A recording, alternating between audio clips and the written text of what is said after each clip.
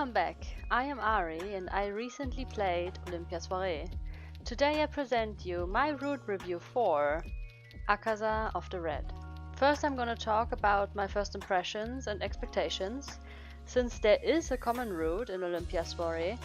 Before the normal routes, I'm gonna keep my first observations to the stuff that I saw in there. Then I will continue into the route, so this time Akaza's, the final one, and I guess the true one, while still leaving out spoilers. After that I will go into my spoilers on the route and then mention some spoilers that I thought notable at last. I guess I will full on spoil it in the end, but I will warn you before I go into any spoilers at all. I will also talk about dynamics between the main character and the love interest, which is Akaza this time, and try to give you a feel for the route itself. After all of this, I will give my personal rating on this route and Akaza.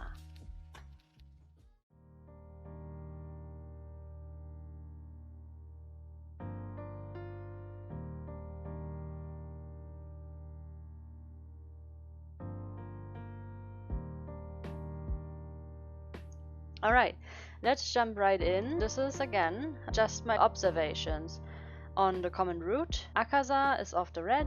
He's earnest and has goodwill, but he's a duty first guy. That is, except for the times when he finds a good excuse to swap that. He seems to have watched Olympia for a longer time, like right at the beginning. We see him looking at her and he says her true name, and he seems interested in her person, even though Olympia doesn't know that. He seems to want her to live a better life, a happy life, which again Olympia is not aware of. And for his character again, like, he's calm, kind, he tries to be nice but in a secretive way, like he's usually not upfront with that stuff. He's very supportive of Olympia when he can be. He's very political, but in a rational way, if that makes sense. And he's very honest and straightforward. In the common route, the dynamic between Olympia and Akaza is most of the time they're opponents, but that's entirely motivated from Olympia's side though. He seems to be aware of this and is sad about it, but he's willing to play the role if that means that Olympia can grow. I also got the strong hint that he might be in love with her from the start of the game, but that might just be my gut reaction. At least he's very interested in her. Also, the dynamic changes a lot once they start to understand each other, and it turns out really cute and it looks so very healthy. So he's also really sharp. So I think that's all for the common route. Now we go into the route itself. This is gonna be a long one, so strap in. Okay, where do I start? At the beginning, I guess. Akaza in his route is still pretty strict and upstanding at the beginning, even if it would be better not to be, honestly. He's quite forceful actually, I was surprised about that. And I was really not sure if that was good in that situation. Actually, I had the feeling that if he wouldn't be such a good guy, or like that I already knew that he was a good guy from other routes and from how I knew him, he could be really scary actually.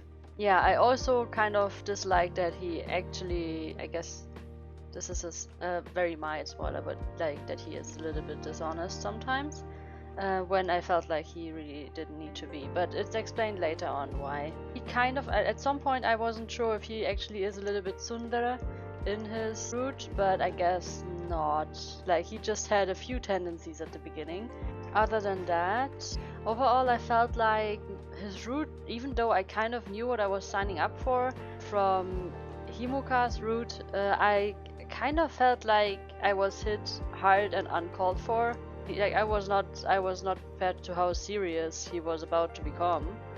And yeah, Akaza is very good at taking good care of people. He does that like all the time, even though he kind of seems distant to most of them. He seems to be very worried that Olympia takes on too many burdens and responsibilities, which I found quite cute. He's also worried about her safety, cause she has a knack for getting into trouble, which I guess makes sense. She always does that. I really like the line about her being a magnet for trouble. Again, Akaza is very straightforward. I think I already said that. and I guess I'm a bit biased, I have to admit. I really like the route. I fell utterly in love with his surprise sprite. I just really enjoy catching him off guard, I guess because he's always in control of his emotions and the situation, or like he tries to be. I found it really impressive that Akaza says like all the right things at the right time. Or in general, he says all the right things. Like, he's a real charmer, and a serious one as well, which is quite impressive to pull off. I was absolutely sincerely swooning, and I considered myself taken. He really pulled me in. Like, Olympia was always like, oh no, he will pull me in. I was completely pulled in. I also really liked how he talked about Olympia and why he fell for her later on.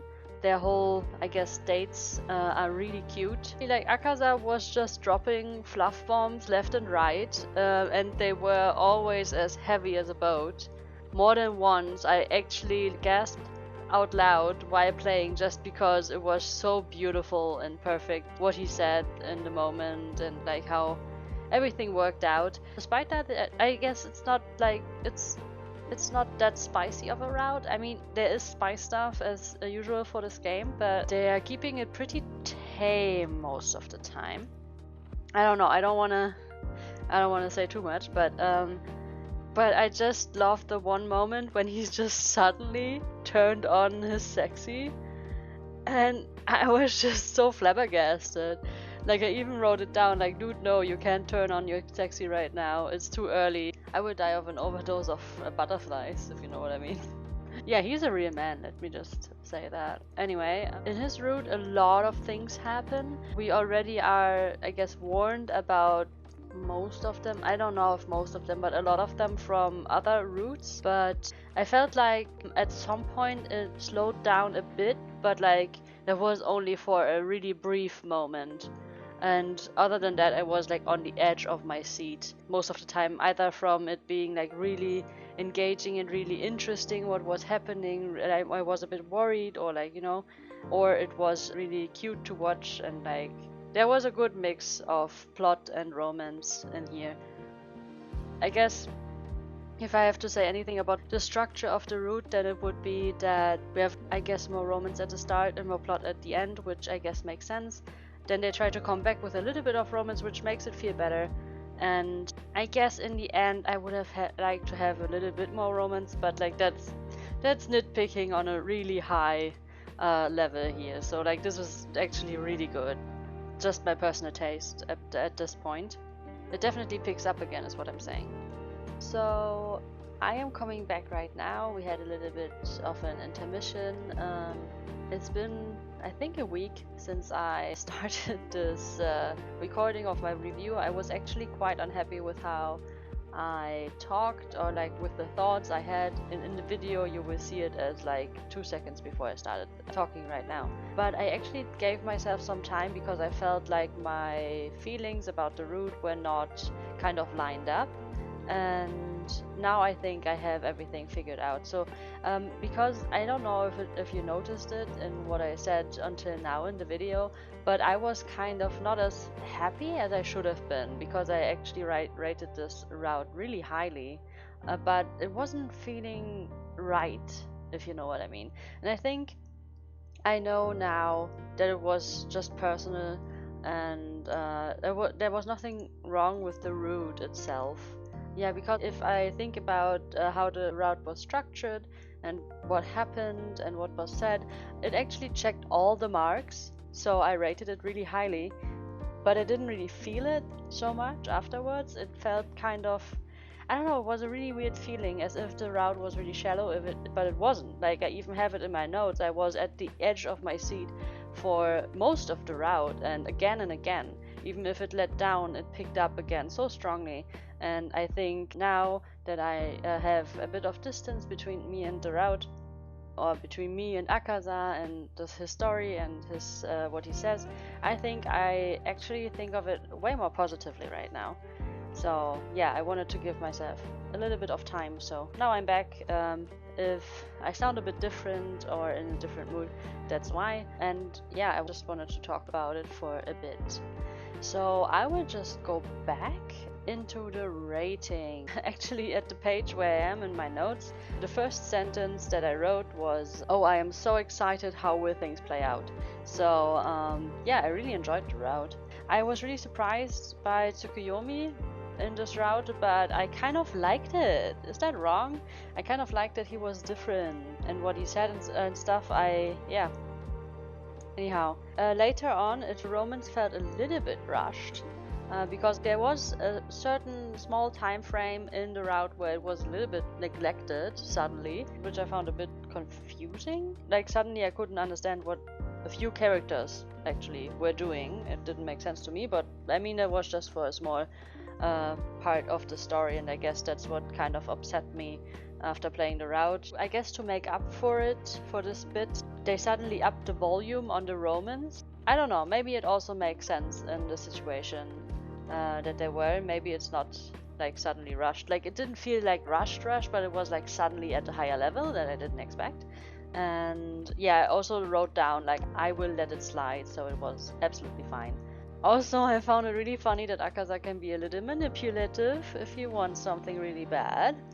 And let's say the twist with the little trinket. That's all I'm gonna say. I knew what the thing was, like, or what the resolution was. It was so obvious. I am really surprised that none of the characters thought of it. Okay, I think there's like nothing that I can say without spoilers, except for no, I don't think I should. So yeah, let's get into the spoiler section where I will talk about more things. So let's go back into the beginning of the route, I guess. I have so many pages on this, guys.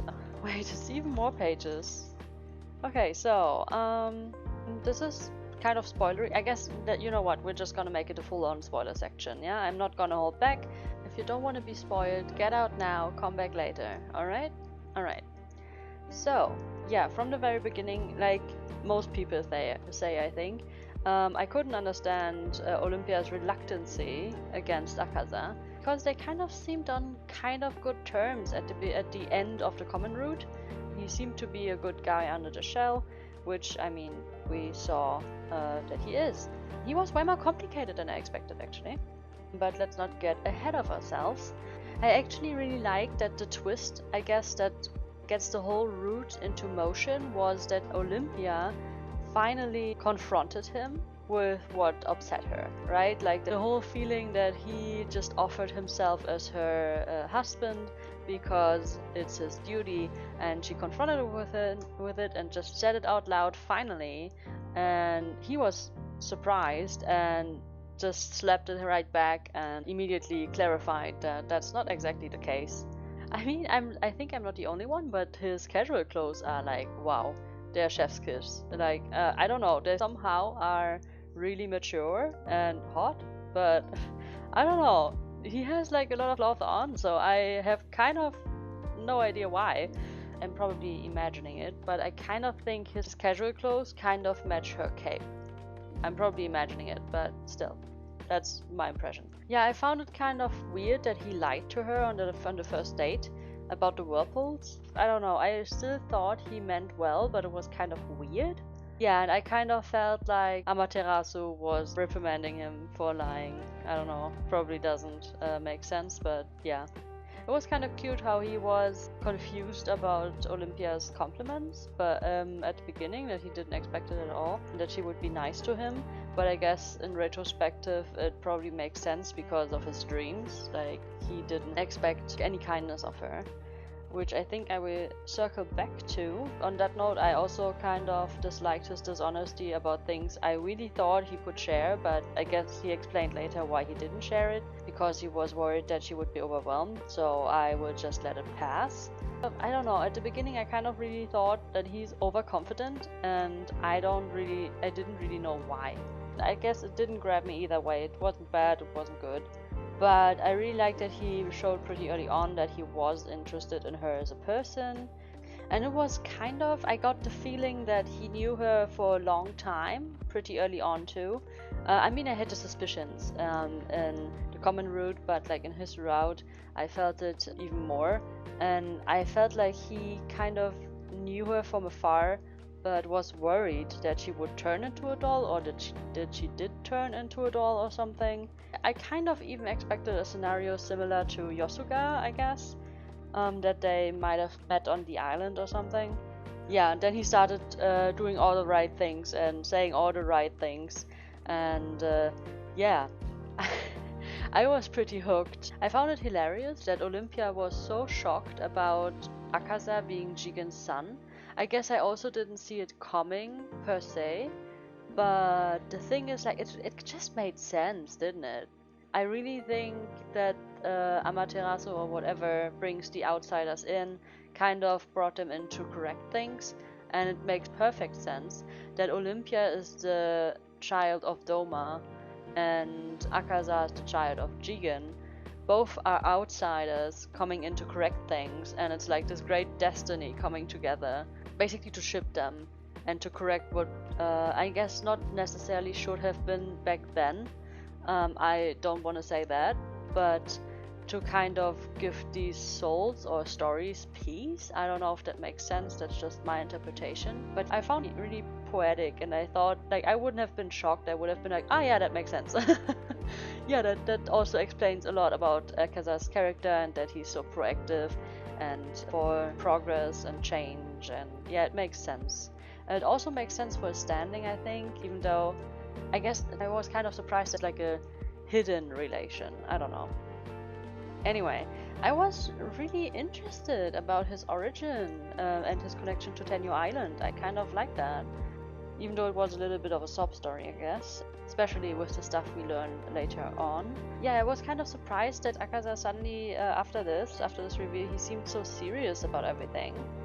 But I kind of felt like maybe the confrontation that Olympia gave him, or like when she told him what she thought, why he did it, or why he offered himself, that he took that as a personal challenge, because I was really surprised how he changed so much compared to the other routes. Like, what I kind of always think, usually, that all routes in the game are just alternative, I don't know, dimensions, path to like what the world could go through. I don't know, I usually imagine like the main character and the other characters, they could all be like lovers and whatever. It could go either way. There's just like kind of small changes, like in some stories it's like the personality is a little bit different, or in other stories it's the choices that are a little bit different, like different situations form people a little bit differently, and it's just happenstance, kind of. I guess I don't know if people like this idea, but that's how I see it. So I was really thinking about like, okay, so why is Akaza acting so differently in this route? And yeah, that was my explanation, I guess. So I actually wrote down what changed, because I showed a teeny bit of interest and said that Olympia thinks he's doing it out of duty. I guess he took it as a challenge. Yeah.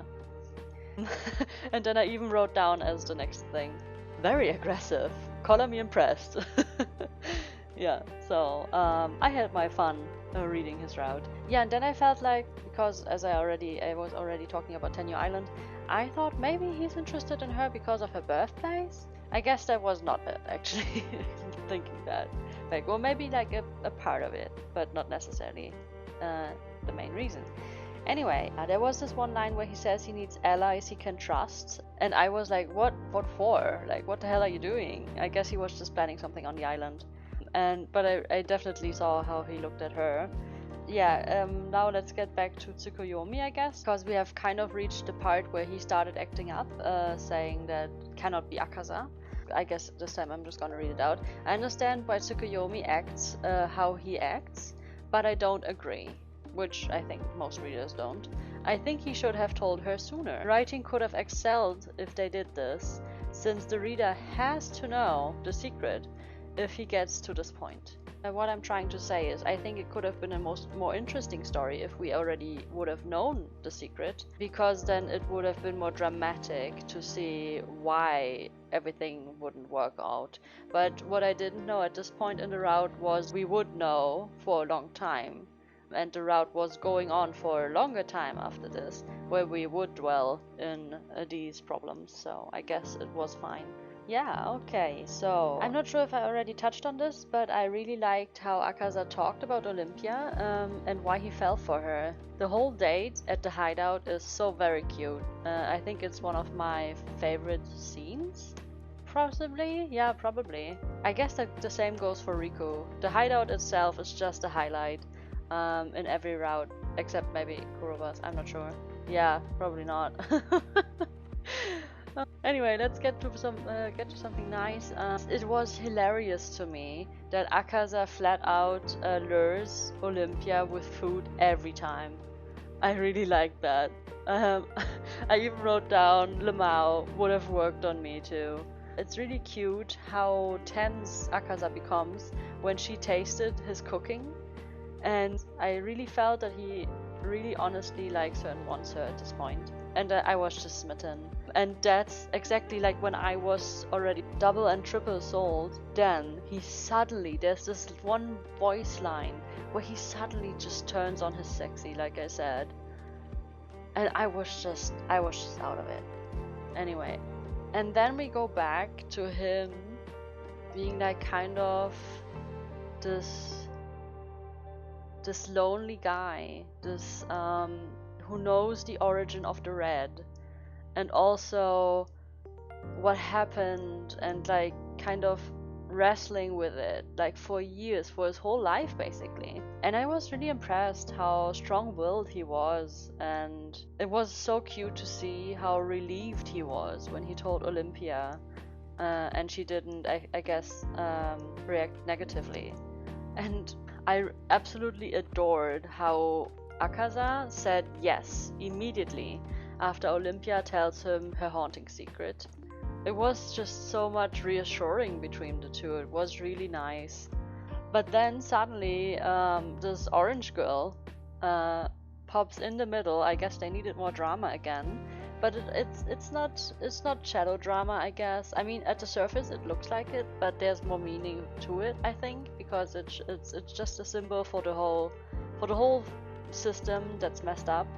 And I just, on that note, I have to add that she actually said it's probably Hiroko's wish, and like I immediately blurted out loud, nah fam, because I'm pretty sure he would settle it differently if we asked him, you know, after playing Himuka's route. Anyhow, getting back on things, I already talked about all the fluff bombs. So yeah, at this point I was just excited. Okay, so we know all the secrets, or like I guess through Himuka's route we know all the secrets. We could already puzzle everything together. So the question is, how will it end?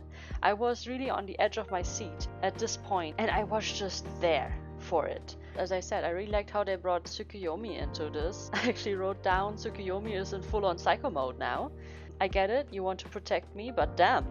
Also, I wrote this in brackets, okay? I wrote down right under this, also low-key, fan this route please? So, you know what my wish is.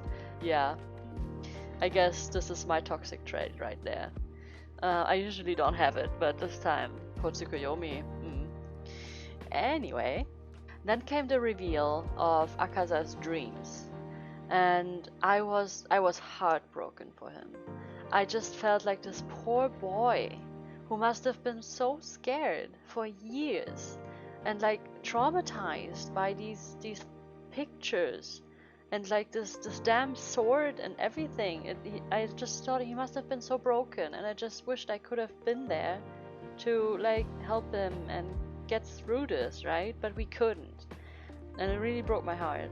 Yeah, and this is when suddenly the route slowed down, and I really didn't understand why Akaza and Doma left her when she was kind of, I felt like it's irresponsible, because like they know how Olympia is. She will get into trouble. They shouldn't let her run around on her own when things are getting serious, you know?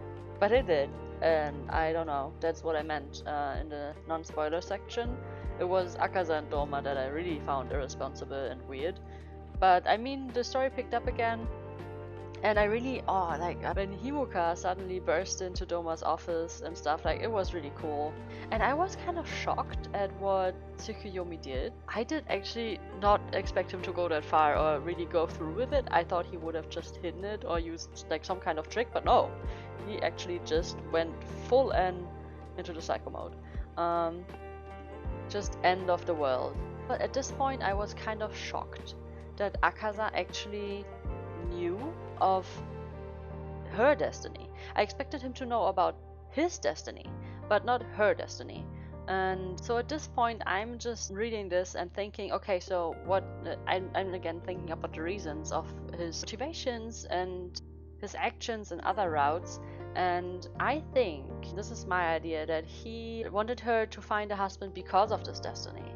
And in my mind it's like because he wanted her either to be happy or to prevent this from happening, because she would be so reluctant to give up her body that she would not awaken and the destiny wouldn't unfold. And with destiny, of course, I mean that he would kill her.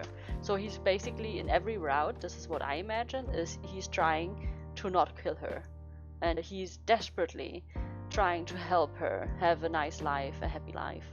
And I'm absolutely sure that he fell for her at Ibiso, or however that place was called. I think he was really upset about fate, and so Akaza decided that she should marry so that she would go outside instead of becoming Amaterasu, basically. That's the short story of it. And it felt like at this point Susanoo's story kind of repeated itself, but this time, like I said, this time it seems like Amaterasu fell for him. And I kind of think that makes sense if you think of the good ending. I didn't play all of the bad endings yet, but I guess it kind of makes sense if you think of the good ending in the sense that Amaterasu later states that she was connected to Olympia and learned how to love through her. Yeah, but before we go into that, we are now at the part with the spicy scene. It was actually kind of explicit. We didn't expect that at all at this point. I was, so this is, I guess, why I felt it was a bit rushed, because it suddenly happened. But it kind of makes sense in the circumstances, as I said, because he was desperate for her to not awaken, right? Like, he was desperate to her becoming his lover so that her soul would be bound, basically, to this earth and not vanish. And there was a really sweet struggle between them, that she said she has to become Amaterasu, and he basically tried to convince her not to do it, and she was trying to say no, but she actually didn't want to say no, and you know the drill. I don't have to say anymore. And that's also where Akaza becomes very manipulative, but like in a good way that we like. Okay, so let's get to Tsukuyomi's motives, because we actually get a little bit more insight into it, but it gets really fuzzy, I guess. So he really hates humans now, right? Okay, so we're on the same page. But it didn't make sense that Tsukuyomi said he destroyed the mirror. And I mean, it was a bluff, but I just thought it through in the moment, because I thought, okay, so if he destroyed the mirror, then destiny of Amaterasu coming back cannot take place. But then it was like, why does he have to kill Akaza too? Because, like, just in case he wants to kill Olympia? I was kind of confused about that part, but I guess it was because the mirror was not actually destroyed. I also was kind of confused about Doma's, when it gets revealed who Doma is. I kind of got confused. I thought about it a lot because I already had the suspicion sometimes. But how does Doma have a child with... I don't remember the name of Olympia's mother, but her mother. Because I think he landed on Tenyo Island before he had color, no? You get like naturalized into the system. So he got yellow, but did he get... Like, if he landed on Tenyo Island first, because that's actually stated, did he then go with Tsukuyomi back to the mainland of Tengu Island, get naturalized into the yellow, and then go back to Tenyo Island? Because that's kind of confusing. But yeah, if he didn't, then that means that he had color on him before he went to Tengu Island. which is weird, because that would throw off the whole Himoka thing route. I don't know. Anyway, like I said, the moment he said the mirror is hidden, I was like, is it right beside you? Is it in there? But yeah, they didn't even check. It took them very long. Anyway, let's enter the climax now, and let's talk about that, because I have things to say and thoughts about it. So it kind of, I guess in this ending, listen to me, like it felt like in Himoka's ending, we see Amaterasu bless Olympia. That's, you know, and that's how I see it. And I think in this ending, we actually, instead of Amaterasu's blessing, we get Izanami's blessing. You know what I mean? And I think that's something I would have never expected. And I really like that, because it's really cool that you get like the original creator goddess of the old world, her blessing. And yeah, I just like that part so much. I don't know, even I didn't expect it, and I really don't know why, I guess, but I really do like this. It felt like finally she got soothed, you know what I mean? Like, I would legit, if I would be Olympia, I would legit go back and sometimes talk to her spring. I don't know. I mean, I expected her to be down there from the beginning, but I just really liked this outcome, even though I didn't write it down. That I actually was so invested I didn't write it down. But the whole thing that Akaza talked to her, and what he said, it's just so perfect. Like, the more I talk, actually, the higher I want to rank him right now. I just remember all of these beautiful moments and things he said. And then comes the whole reveal, and we're almost through, don't worry. And this is my interpretation now of the ending, because I think it's a bit confusing, but these are my 2 cents about it. So Amaterasu awakened early because of the calamity. So she awakened when the leader of the Yellow, which is Kuroba's father, like, he was upset that his children all died and his last child had to go into the black collar class. So he got upset when he thought that Doma had a child on Tenyo Island. So he somehow got Tsukuyomi to take him there with a weapon. And I mean, we see the scene, I don't need to rephrase it. He kills Olympia's mother. And I've seen a lot of people say that they didn't understand why they didn't use their power on him. I think it's a bit flimsy, but I can understand that they didn't want to disturb Tengu Island's power or like their system. So like, they were probably aware that he's a leader because Olympia's mother knew Doma, and Doma was of the Yellow, so he probably talked about that guy. So they didn't want to kill a leader. That's my 2 cents. I'm not saying that this was a smart idea or a good idea. I think probably it would have been better other way. But this is where it is. This is how it went. And I think that's why, or that could be a possibility, or an explanation of why they didn't hurt him, and because they didn't want him to do the horrible things he wanted to do to Olympia's mother. They didn't want him to switch to them, so I would assume after he killed her, they killed themselves in self-defense, kind of, so that he couldn't go through with his plan. Let's just leave it at that. This is YouTube after all.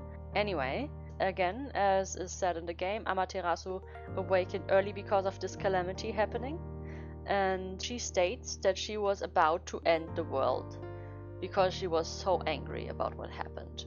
Understandably. I mean, ending the world might be a bit much, but what can you do, really, if you are just the sun, you know? Like, they are not really, like, you can't talk out things, I guess. Anyway, I really like this one twist that about Doma's words, that Doma's words swayed her, that he actually put the blame on her for not protecting them.